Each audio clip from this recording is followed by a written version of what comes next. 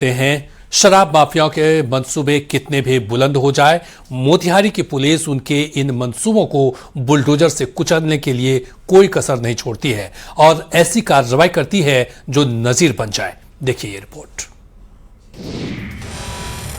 मोतिहारी में एक तरफ जहां अतिक्रमणकारियों के खिलाफ बुलडोजर एक्शन जारी है, तो वहीं दूसरी तरफ पुलिस शराब माफियाओं के मंसूबों को भी बुलडोजर से रौंदने में जुटी है। इसी कड़ी में पहाड़पुर और नगर थाना पुलिस ने बड़ी कार्रवाई करते हुए जब्त की गई करीब 8050 शराब की बोतलों पर बुलडोजर चलाकर उन्हें पूरी तरह से नष्ट कर दिया। ये पूरी कार्रवाई प्रशासनिक नियमों के तहत राजस्व पदाधिकारी की मौजूदगी में हुई। विभिन्न छापों के दौरान जब्त की गई देसी और विदेशी शराब की हजारों बोतलों को जमीन में बिछाकर उस पर बुलडोजर चलाकर पूरी तरह से चकनाचूर कर दिया गया। पुलिस ने शराब नष्ट करने के साथ ही शराब तस्करों को कड़ा संदेश दिया। अधिकारियों ने चेतावनी देते हुए कहा कि जिले में अवैध शराब का धंधा किसी भी सूरत में बर्दाश्त नहीं किया जाएगा। पुलिस ने माफियाओं को तस्करी का खेल तुरंत छोड़ने की सख्त हिदायत भी दी और साफ कहा कि अवैध शराब के खिलाफ ये बुलडोजर एक्शन यूं ही चलता रहेगा। शराब पर पुलिस की बुलडोजर कार्रवाई से पूरे अवैध धंधे वाले लोगों में हड़कंप मच गया है।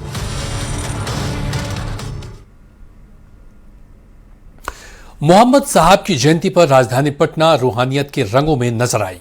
शहर में एक जुलूस निकाला गया जिसमें लोगों ने पूरे एहतराम के साथ शिरकत की। देखिए रिपोर्ट। पैगंबर हजरत मोहम्मद साहब की ईद मिलादुन्नबी के मुबारक मौके पर पटना सिटी पूरी तरह रूहानियत के रंग में रंगी नजर आई। इस खास मौके पर अंजुमन ए मोहम्मदिया द्वारा देर शाम बेलवरगंज से एक अजीम जुलूस ए मोहम्मदी निकाला गया, जिसमें हजारों की तादाद में अकीदतमंदों ने पूरे जोश और एहतराम के साथ शिरकत की। बेलवरगंज से रवाना हुआ ये कारवां इलाके के विभिन्न प्रमुख रास्तों और चौक चौराहों से गुजरते हुए मंगल तालाब स्थित उर्दू मैदान पहुंचा, जहां पहुंचकर ये जुलूस एक बड़े मंजलिस में तब्दील हो गया। ईद मिलादुन्नबी के इस मुबारक सिलसिले में आज रात उर्दू मैदान में सीरत कॉन्फ्रेंस का आयोजन किया गया है। इसके बाद शानदार नातिया मुशायरा की भी व्यवस्था की गई है। इसके अलावा 27 अगस्त को उर्दू मैदान में विशेष तौर पर ख्वातीनों के लिए सीरत कॉन्फ्रेंस का भी आयोजन तय किया गया है। पुलिस के जवानों ने जुलूस को पूरी मुस्तैदी के साथ एस्कॉर्ट किया। बिहार के 6 शहरों में पिंक बस सेवा चल रही है, लेकिन अब भोजपुर में भी इसकी सुविधा मिलने वाली है। बस का किराया भी एकदम किफायती रखा गया है। देखिए रिपोर्ट। रक्षाबंधन के पावन पर्व से ठीक पहले बिहार सरकार ने भोजपुर जिले की महिलाओं और छात्राओं को एक बड़ा तोहफा दिया है। महिलाओं को सुरक्षित, सुलभ और सम्मानजनक सफर मुहैया कराने के मकसद से अब भोजपुर में भी पिंक बस सेवा की शुरुआत कर दी गई, जिससे जिले की आधी आबादी को रोजमर्रा के सफर में बड़ी राहत मिलेगी। मई 2025 में पटना, मुजफ्फरपुर और गया समेत 6 प्रमुख शहरों से शुरू हुई इस बस सेवा को अब भोजपुर तक विस्तार दिया गया। महिला सुरक्षा को सर्वोपरि रखते हुए इन बसों में CCTV, GPS tracking, emergency panic button और मोबाइल चार्जिंग जैसी आधुनिक सुविधाएं दी गई। इससे स्कूल, कॉलेज जाने वाले छात्राओं, कामकाजी महिलाओं को भीड़ भाड़ और असुरक्षा से मुक्ति मिलेगी। किराए की बात करें तो भोजपुर में इसका न्यूनतम किराया मात्र 9 रुपए से शुरू होगा और बसें दिन में 2 चक्कर लगाएंगी, जिससे कम दूरी की यात्रा बेहद किफायती और आसान हो जाएगी। झारखंड में राशन तो मिल रहा है, लेकिन ई पॉस मशीनों का सर्वर ठप पड़ा है। लोग घंटों लाइन में लगे रहते हैं और फिर भी उनको कुछ हाथ नहीं लगता।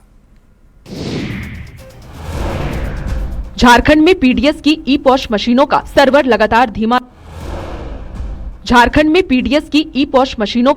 लगातार धीमा रहने और ठप पड़ने से राशन वितरण व्यवस्था चरमरा गई है। तकनीकी खराबी और सर्वर डाउन होने के कारण न सिर्फ राशन वितरण बुरी तरह से प्रभावित हो रहा है, बल्कि अनिवार्य ई-केवाईसी का काम भी अधर में लटक गया है। इस डिजिटल गड़बड़ी का सीधा खामियाजा राज्य के लाखों गरीब अभ्यर्थियों और राशन दुकानदारों को भुगतना पड़ रहा है। राशन दुकानों पर सुबह से ही उपभोक्ताओं की लंबी लंबी कतारें लग रही हैं। घंटों लाइन में खड़े रहने और बार बार बायोमेट्रिक अंगूठा लगाने के बावजूद जब मशीनें काम नहीं करती तो बुजुर्गों और महिलाओं को मायूस होकर खाली हाथ लौटना पड़ता है। कई बार पूरे दिन इंतजार करने के बाद भी राशन न मिलने से लोगों में गहरा आक्रोश है, जिसका सीधा गुस्सा स्थानीय राशन डीलरों पर फूट रहा है।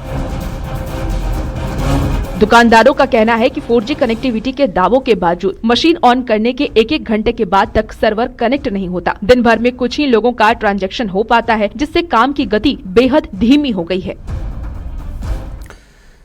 सिमडेगा में जनता पुलिस की जमकर तारीफ कर रही है। लोग जिले के पुलिस से काफी खुश है। आखिर पुलिस भी ऐसा काम कर रही है जिसकी तारीफ कर दी चाहिए। देखिए रिपोर्ट। सिमडेगा पुलिस ने ऑपरेशन विश्वास के तहत एक बड़ी कामयाबी हासिल करते हुए आम जनता के चेहरों पर मुस्कान लौटाई। पुलिस लाइन में आयोजित एक विशेष कार्यक्रम के दौरान जिले के विभिन्न थाना क्षेत्रों से खोए और चोरी हुए कुल 128 मोबाइल फोन बरामद कर उनके असली मालिकों के हवाले किए गए। अपना खोया हुआ फोन वापस पाकर लोगों ने राहत की सांस ली और पुलिस का आभार जताया। कार्यक्रम के दौरान सिमडेगा के पुलिस अधीक्षक श्रीकांत एस होटरे ने कहा कि मोबाइल केवल एक उपकरण नहीं बल्कि उसमें व्यक्ति के निजी डेटा, मेहनत की कमाई जुड़ी होती है, जिसके खोने पर भारी मानसिक और आर्थिक परेशानी होती है। इसी को ध्यान में रखते हुए पुलिस की टेक्निकल सेल ने आधुनिक सर्विलांस और वैज्ञानिक अनुसंधान का सहारा लेकर इन 128 फोनों को सफलतापूर्वक ट्रैक किया। एसपी ने जिले के लोगों से अपील की कि फोन चोरी या गुम होने पर तुरंत नजदीकी थाने में इसकी प्राथमिकी दर्ज करवाएं, जिससे समय रहते फोन रिकवर किया जा सके। फिलहाल पुलिस के इस अभियान की हर तरफ और हर कोई तारीफ कर रहा है।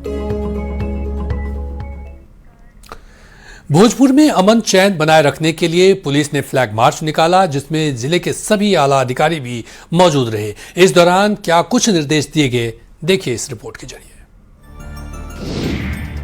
ईद मिलाद उन नबी के मौके पर भोजपुर जिले में अमन चैन और सौहार्द बनाए रखने के लिए जिला प्रशासन और पुलिस पूरी तरह एक्शन मोड।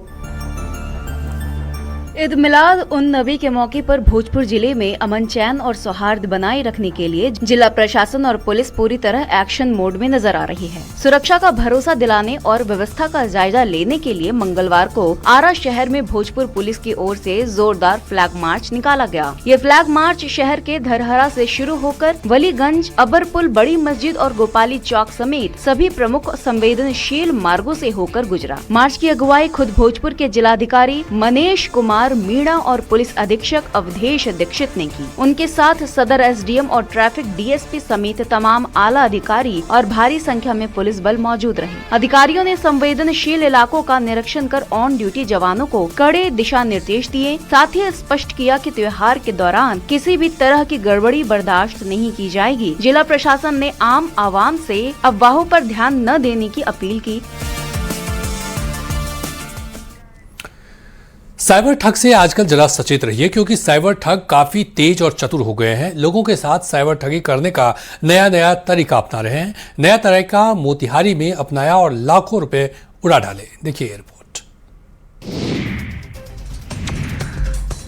मोतिहारी में बिजली कनेक्शन काटने का डर दिखाकर साइबर अपराधियों ने रक्सौल के एक व्यक्ति को अपना शिकार बनाया और खाते से 25,80,000 रुपए की भारी भरकम रकम उड़ा ली। हालांकि मामले में त्वरित कार्रवाई करते हुए मोतिहारी साइबर थाना पुलिस ने अब तक करीब 3,95,000 रुपए रिकवर कराकर पीड़ित के खाते में वापस ट्रांसफर करा दिए गए हैं। रक्सौल के नागर रोड निवासी महेंद्र प्रसाद के पास ठगों ने खुद को बिजली विभाग का अधिकारी बताकर कॉल किया था। बिजली बिल अपडेट न होने पर तुरंत लाइन काटने की धमकी दी गई और मीटर एक्टिवेशन के नाम पर मोबाइल में एक फर्जी ऐप डाउनलोड करवाकर उनके खाते से 25,80,000 रुपए पार करा दिए। ठगी का एहसास होते ही पीड़ित ने साइबर थाने में शिकायत दर्ज कराई, जिसके बाद पुलिस ने टेक्निकल सेल की मदद से ठगों के खाते पर लीगल होल्ड लगवाया। 2 किश्तों में 3,95,526 रुपए वापस कराए।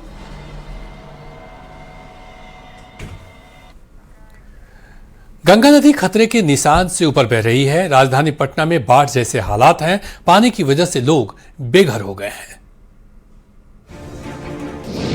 बिहार में उफान पर आई गंगा ने दियारा इलाके में तबाही मचानी शुरू कर दी है। दानापुर अनुमंडल की 11 पंचायतों के निचले हिस्से बाढ़ के पानी में पूरी तरह डूब चुके हैं।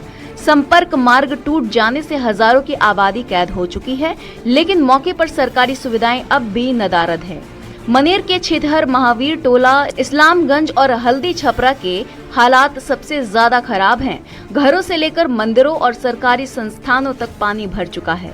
रोजमर्रा के जरूरी सामान और इलाज के लिए ग्रामीणों को जान जोखिम में डालकर पानी के बीच से शहर आना जाना पड़ रहा है। वहीं दानापुर के पानापुर, मानस और हेतनपुर में पशुपालकों पर भी भारी संकट आ पड़ा है। खेतों में पानी भरने से मवेशियों का हरा चारा डूब गया है और लोग छाती भर पानी में उतरकर चारा काटने को मजबूर हैं। रास्ते बंद होने से शिक्षक स्कूल नहीं पहुंच पा रहे हैं और छात्रों की पढ़ाई ठप हो गई है। सरकार बेशक कितने ही विकास के दावे कर ले, लेकिन जमुई का एक पुल ऐसा है जिसको उसकी खराब स्थिति की वजह से बंद कर दिया गया है। पुल की हालत ऐसी है कि कभी भी गिर जाए। जमुई जिले में खैरा गरही मुख्य मार्ग पर क्यूल नदी पर बना कॉजवे पुल कभी भी बड़े हादसे का कारण बन सकता है। पुल के पिलर और ऊपरी हिस्से में गहरी और खतरनाक दरारें आ चुकी हैं। इसे लेकर प्रशासन ने तुरंत वाहनों की आवाजाही पूरी तरह से रोक दी है। प्रशासन ने पुल के दोनों छोर पर बैरिकेडिंग लगाकर रास्ते को पूरी तरह से सील कर दिया ताकि कोई भी अनहोनी से बचा जा सके। साल 2004 में बिहार सरकार के जल संसाधन विभाग द्वारा लगभग 3.5 करोड़ रुपए की भारी लागत से बने इस कॉजवे पुल की हालत लंबे वक्त से जर्जर बनी हुई थी। पानी के तेज बहाव और भारी वाहनों के दबाव के चलते धीरे धीरे अब ये कमजोर होता गया। इसी खतरे को देखते हुए प्रशासन द्वारा इसके ठीक बगल में एक नए उच्च स्तरीय आरसीसी पुल का निर्माण तेजी से कराया जा रहा है। हालांकि इसे पूरा होकर चालू होने में अभी कुछ महीनों का वक्त लग सकता है, लेकिन इस पुल के अचानक बंद हो जाने से पूरे इलाके का संपर्क टूट सा गया है। यहाँ से रोजमर्रा के कामों के लिए गुजरने वालों की मुश्किलें बढ़ गई हैं और लोग अब इस पुल के फिर से शुरू होने का इंतजार कर रहे हैं।